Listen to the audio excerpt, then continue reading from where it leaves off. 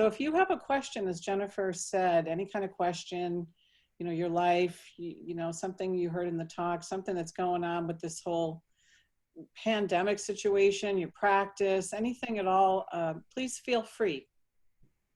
Sometimes thoughts are just really sticky. You know, I've certainly heard the advice to let go over and over and over 10,000 years. But I mean, what do you do when something's just really stuck? Really, like you can spend weeks in thought loops repeating the same story. So bowing is good for that. That's why we have so many different techniques. It's interesting, you know, bowing is very physical and very concrete, and it has this power to cut through stickiness, sometimes in a way that sitting doesn't. It's funny, we have bowing, sitting, chanting, and walking meditation formally, and then of course the rest of everything we do is, you know, when you're doing something, just do it. So it's all meditation. But I have found bowing to be particularly helpful for when it's like molasses, sticky, emotional, difficult, you know, cobwebs, etc. And so I would recommend that. You can go outside and go for a walk too. You can do walking meditation is really helpful.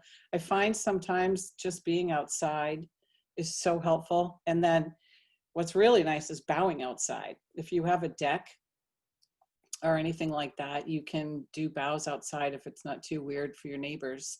If you have a place like that, and bring your mat right onto the deck and just go right up and down. And, you know, our teacher, Zen Master Sung was a big fan of bowing. And I think that's why, because I think he was putting out so much all the time and dealing with so much, and to keep himself super clear, he added a lot of bows in. So that's really helpful. You know, when I first started practicing, I went to Nepal and went up to this top of this mountain and met this man named Sharma Rinpoche with a friend of mine named Tony.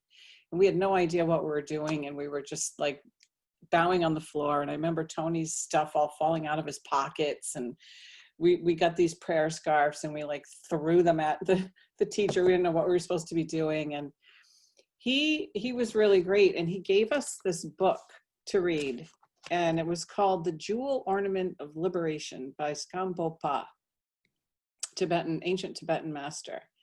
And our first chapter in that book was to study the 6 realms of existence. We don't talk about that too much in Zen. And so we went home and, you know, back to our families that we were staying with. And I remember reading this chapter about these 6 realms of existence. And the 6 realms were gods, asuras, human beings, animals, hungry ghosts, and hell beings. Okay. So this was news to me, having been rather human-centric. And there was a great, you know, very detailed description in this about the gods. You know, they're sort of like, kind of like Hollywood movie stars. Everybody's really beautiful and eating good food and, you know, never worries about anything. And they live for like kalpa after kalpa after kalpa with no problem. And, you know, just picking bonbons off the tree or whatever. And then the asuras are sort of gods with bad karma. So the asuras are considered one level lower. And they live for a really long time, but they have this fighting energy. So they're like these warrior gods. So they suffer with fighting, and they also have a very long life, much longer than ours, but they know when they're going to die. And so this is a great source of pain for them, because they can see when their death is going to be. And then you have us, the human realm, and we're sort of like, as many people would say, the 10,000 joys, the 10,000 sorrows, right? We have the bitter with the batter. We have the lotus, which grows from the mud. So we have this perfect balance of good and bad, if you want to use those words. Then the next level is animals, and animal consciousness is more like just sniffing around for food and sex and, you know, sensations. So it's considered lower than us.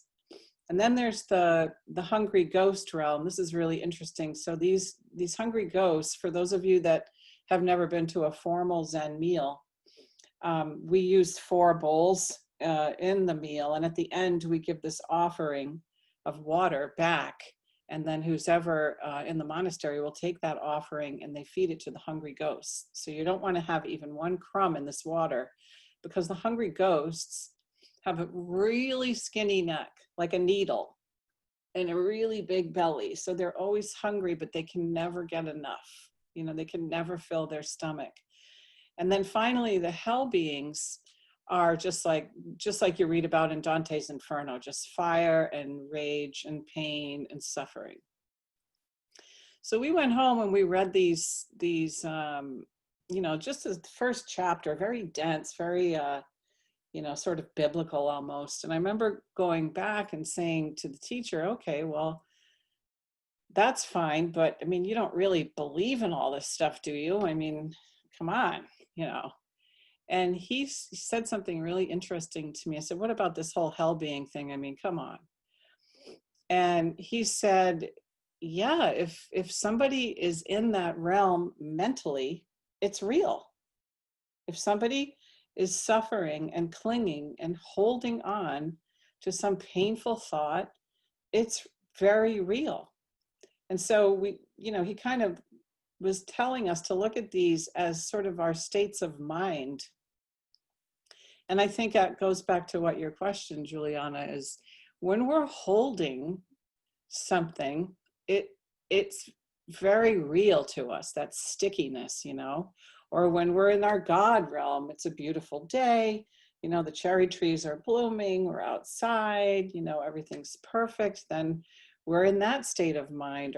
Or what about that hungry ghost mind where it's just never enough? No matter what we get, it's just never enough. We still want more. Or our animal mind, just sniffing around for good times, you know, that kind of thing.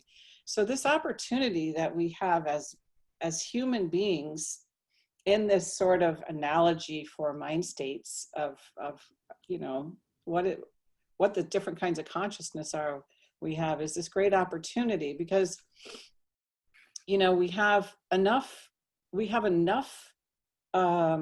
what's the word, leisure or opportunity, or, you know, good enough things that we can practice. We're not so deeply in the hell realm that we can't even see. People in the hell realm like can't even see a way out there, you know. And I'm sure each of you has been with a person in your life that you're saying to them, but you have everything, and they're just stuck in there in that fire, right?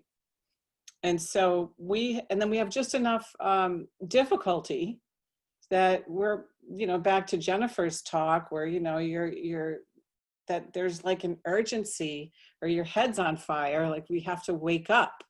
And so we have this very special opportunity in our human life to address these mind states. And so that sticky mind is one of those kind of states. And, you know, maybe it's a slightly hellish state, or maybe it's that slightly hungry ghost state, you know, where we just can't get out of it. So bowing is really good for that. Let's say you get older and you have a bad knee, or let's say you're 80 and you can't do that, then go outside and do walking meditation. Pick up a moktak and do some chanting, something a little bit more concrete than sitting. Sitting is very subtle, you know, we see the subtleties in sitting. So it's not necessary that it has to be that, but if you can, then I'd recommend doing that. I do bows on my own, and I usually try to keep them at like steady, regular pace. But I do find sometimes, like when my mind's moving a lot, or if I'm feeling really emotional, it actually helps if I kind of pick up the pace and just get more physical with it. Like, is it okay to like modulate it like that, or is it more important to kind of keep it steady as if I was doing a sitting meditation and not let myself be moved by what I'm feeling? You can bow as fast as you want to. there's no rule about that. I mean, bowing together, when you do it together with everybody, you want to do it together. We always, at Cambridge Zen Center, we always had, I don't know if it's still like that lately, but we always had one or two people that wanted to race through the bows faster than everybody. And, you know, it's a together action thing. So we go up and down together. But if you're doing 1,000 bow, that takes some time, you know, so you may want to, if you feel like you want to bow a little faster, go for it. The other thing that's really cool about bowing is you have your mala. And these malas, you can either go 3 times around or 4 times around, depending on how many beads are on the mala. And so that way, if you're doing a mantra, you don't have to get caught up in the counting, you know. So let's say you're doing Kwanseum Bosal or Shimyo Janggu De Dharani, Great Dharani. You just do the mantra and your finger does all the work as you go down, you know, and you know when you get to this big knot, they're like, okay, I need to do 4 of these. That's 1 set of bows or 3, depending on the beads. And so between the rhythm of the body going up and down and the mantra, it's, again, back to Juliana's question, that has a lot of power to cut through that real thick cobweb karma stuff. Question from Ilya, and she wants to know if you have any advice on what to do when her feet fall asleep while sitting. Oh, yeah. Yes, stand up. So there's 2 ways we can deal with these sorts of things. One is to just sit right through the whole thing, but then you have to be careful at the end when you stand up because you could fall down. And there's things we can learn by sitting through those sensations. The other thing you can do is you can just bow in your place and stand up carefully, of course, and just continue the meditation in a standing position and you know, until that shakes out a little bit. You know, our teacher, Sansanim, always said, body sit, not so important. You know, mind sit is number 1 important. So how do you keep your mind? You could sit all day and be very attached to I, my, me, and I am, and I'm a great sitter, and I just passed these koans, and I just sat these retreats, and that's not really the point. It's not about our body position so much as how do you keep your mind? So if you keep staying in the moment, then standing is okay, sitting is okay, bowing is okay. You know, I always do recommend for people at some point to sit through that pain though, because it was funny last night at the sitting with Ian, I don't know how it happened. I got myself to a weird position and my shoulder, it was just this searing, burning pain through the whole thing. And that's kind of a weird spot. I don't usually get pain there. And it was interesting to sit with that during the sitting, and it stayed the entire time, and just be with that. And one of the things that we learn when we stay with something, whether pleasant or unpleasant, is again, back to what Jennifer was saying, like, what is this? What is this? And that not running away from it and just staying with it then teaches us in life when we want to resist things that we don't like to stay with it. So that's how the practice translates from the cushion to your life. So both are good. You can experiment with both.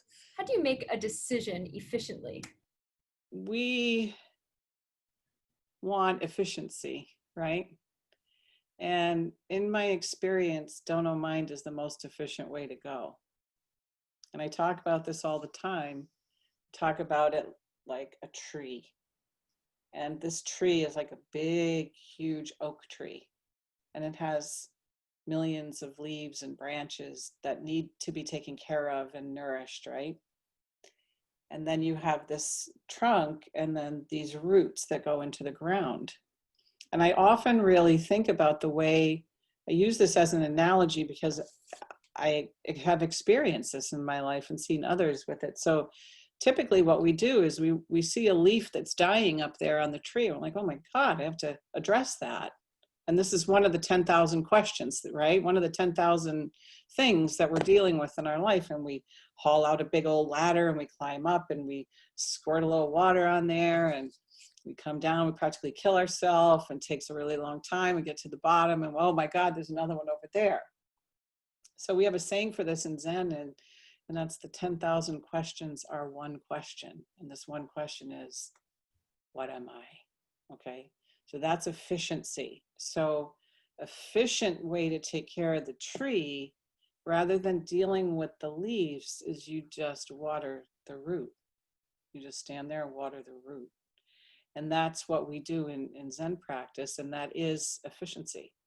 So rather than get caught up in the particulars of, should I stay or should I go now, or, you know, this way or that way, or this job or that job, or this relationship or not, or, you know, whatever it may be, those are like all those leaves up there.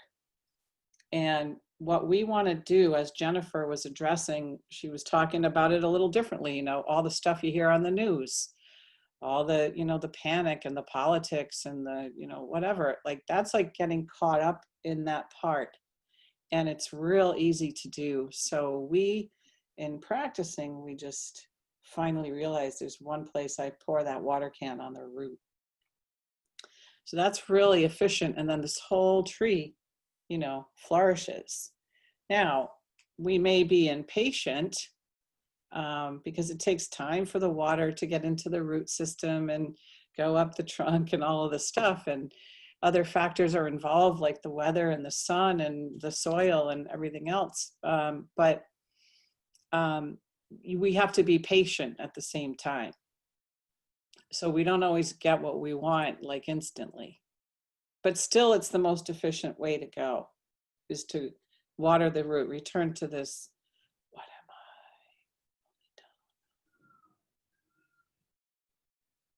You know, then this 10,000 questions resolve themselves as we water the root. You know, the famous koan, these two monks fighting about a flag blowing in the wind, right? These two guys, one of my favorite koans. So these two monks are fighting about a flag blowing in the wind. They're looking up at it. And the one monk says, hey, oh, look at that flag moving. And the other monk says, what? That's not the flag moving. It's the wind moving. And they start arguing about this thing. And they're going, wind, no flag, no wind, no flag. That's like us getting caught up in our opposites thinking of this or that, right? And then furthermore, this sixth patriarch comes by at this point, and he's a very strong guy. You know, he's got a lot of presence. I mean, he is the sixth patriarch after all. He comes up to them with great authority and says, no, you're both wrong. It is not the wind. It is not the flag. Your minds are moving. And the story ends, the monks were awed. How many times a day do we get caught up in opposites thinking? Wind, flag, right, wrong, like it, don't like it, I'm right, you're wrong. You know, my opinion, your opinion. And we get stuck in that opposites. And it's so interesting. If you were to go out to the local post office, or now it's, you know, everybody's got flags, you just go look at one of them. Literally look up at the flag blowing in the wind and say, hey, what's moving? Wind or flag? And there you get your answer right from the universe, straight up. You know, it's like that. And so we go before opposites, and then we get everything. Some people are in quarantine by themselves, so they have solo retreat, right? And then some people have like 1, 2, 3, 4, maybe however many other people with them. And I wonder if you could talk a little bit about how the teaching and practice can help when energy comes up with other people in your quarantine and you're frustrated and you find yourself on the verge. Yeah, more practice necessary. Go to Ian's sessions in the morning and the evening, and come to this stuff, and go to Open Meadow and just go sit down on your mat by yourself as much as possible. It's so expanding. You know, I'm at home. You know, you guys know I have 2 teens, and you know, it can be really tough with that. It'd probably be pretty easy without trying to juggle with everybody's stuff. You know, in some ways, although I think a lot of people are really lonely who are completely by themselves. That's a tough one. But if you're trying to juggle with teenagers, as you are, and family and everything, then the best way to keep your cool is to practice more. Because I think when we do that, it gives us that space. It gives us that, oh yeah, and not that wind flag consciousness that, you know, that we get caught up in when we get into the opposites. In that moment when we're caught up, we're caught up. And so, and that's true all the time. So in that moment when like holding on to my opinion, my condition, my situation, it's like Juliana said, it's sticky. So the more we can just keep this habit of like, oh yeah, I'm holding, then it's much easier to let go in that moment, because you've been breaking the habit by practicing and keeping open. You know, when we're in these close relationships with spouses or children or parents and everything, to just keep your center strong and really try to stay grounded in that's their work to do, and that's their story, and that's their job. And we can't control everybody and everything, particularly with kids.